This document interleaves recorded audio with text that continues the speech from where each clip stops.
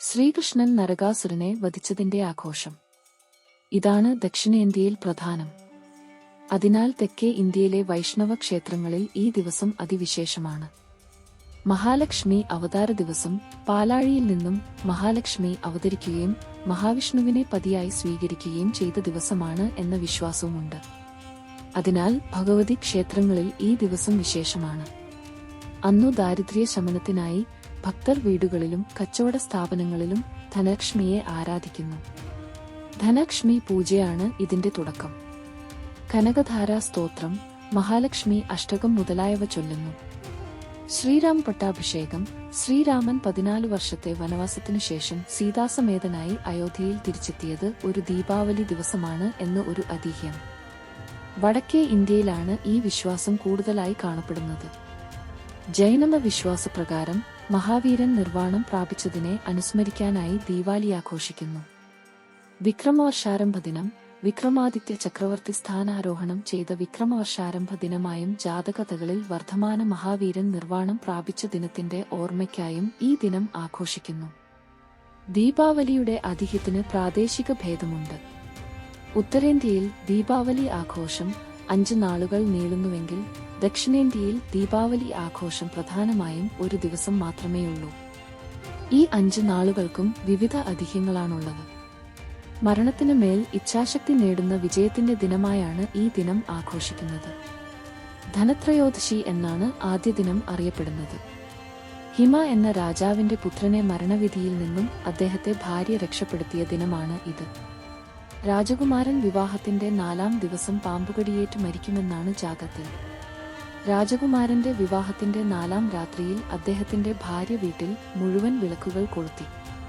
ആഭരണങ്ങളുടെയും നാണയങ്ങളുടെയും കൂമ്പാരം വീട്ടിലെ വാതിലിനു മുന്നിൽ നിരത്തി. ഒരു പാമ്പിന്റെ രൂപത്തിലെത്തിയ യമദേവൻ വീട്ടിലെ പ്രഭാപുരത്തിൽ കണ്ണ് മഞ്ഞളിച്ച് അകത്തേക്ക് കടക്കാനായില്ല. അന്നു രാത്രി മുഴുവൻ രാജകുമാരി പറഞ്ഞ കഥകൾ കേട്ട് പാമ്പ് പിറ്റേന്ന് തിരിച്ചുപോയെന്നാണ് ഐതിഹ്യം. നരക ചതുർദശി കാർത്തിക മാസത്തിലെ 14-ാം ദിവസമാണ് ആഘോഷിക്കുന്നത്. നരകാസുരന് മേൽ ശ്രീകൃഷ്ണൻ വിജയം നേടിയ ദിനമാണിത്. നരകാസുരനെ കൊന്ന് വിജയാഘോഷത്തിൽ അസുരന്റെ രക്തം മുഖത്ത് തേച്ച ശ്രീകൃഷ്ണൻ അതിരാവിലെ വീട്ടിലെത്തി എണ്ണ തേച്ചു കുളിച്ചു വൃത്തിയാക്കി. ഇതിന്റെ ഓർമ്മയ്ക്കായി നരക ചതുർദശി ദിനത്തിൽ സൂര്യനുദിക്കും മുമ്പ് കുളിക്കുന്ന ആചാരം ഉത്തരേന്ത്യയിലുണ്ട്. 3-ാം ദിനം ലക്ഷ്മി പൂജ ദിനമാണ്. ദേവന്മാരും അസുരന്മാരും നടത്തിയ പാലാഴി മഥനത്തിലൂടെ മഹാലക്ഷ്മി അവതരിച്ച ദിനമാണ് ഈ ദിവസമെന്നാണ് ഐതിഹ്യം. ദീപാവലി ആഘോഷങ്ങളുടെ തുടക്കം ധൻതേരസ് അഥവാ ധനത്രയോദശി ദിവസമാണ്. അശ്വിനി മാസത്തിലെ കൃഷ്ണപക്ഷ ത്രയോദശി ദിവസമാണ് ഇത്. അന്നേ ദിവസം വീടും വ്യാപാര സ്ഥാപനങ്ങളും അലങ്കരിക്കുകയും ചെയ്ത് വാതിലിൽ രംഗോലി ഇടുന്നു. ഈ ദിവസം വൈകിട്ട് വിളക്കുവച്ച് ധനലക്ഷ്മി ദേവിയെ വീട്ടിലേക്ക് ക്ഷണിക്കുകയും പൂജിക്കുകയും ചെയ്യുന്നു. പദ്വ അഥവാ വർഷപ്രതിപാദ ആണ് 4-ാമത്തെ ദിനം. ഉത്തരേന്ത്യയിൽ ഈ ദിവസം ഗോവർദ്ധന പൂജ നടക്കുന്നു. ഇതാണ് വർഷപ്രതിപാദയുടെ ഐതിഹ്യം. മഴയുടെ ദേവനായ ഇന്ദ്രനെ പൂജിക്കാറുണ്ടായിരുന്ന ഗോകുലത്തിൽ ശ്രീകൃഷ്ണന്റെ നിർദ്ദേശപ്രകാരം ഇന്ദ്രപൂജ നിർത്തിവെച്ചു. ഇതിൽ കോപാകുലനായ ഇന്ദ്രൻ ഗോകുലത്തിൽ അതിശക്തമായ മഴ പെയ്യിച്ചു.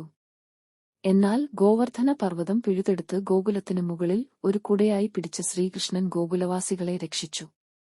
അതിന്റെ സ്മരണയ്ക്കായാണ് ഗോവർദ്ധന പൂജ നടക്കുന്നത്. ഭയതുജ് എന്നാണ് 5-ാമത്തെ ദിവസം അറിയപ്പെടുന്നത്. മരണത്തിന്റെ ദേവനായ യമൻ തന്റെ സഹോദരിയായ യമിയെ സന്ദർശിച്ച് ഉപഹാരങ്ങൾ നൽകിയ ദിനമാണിത്.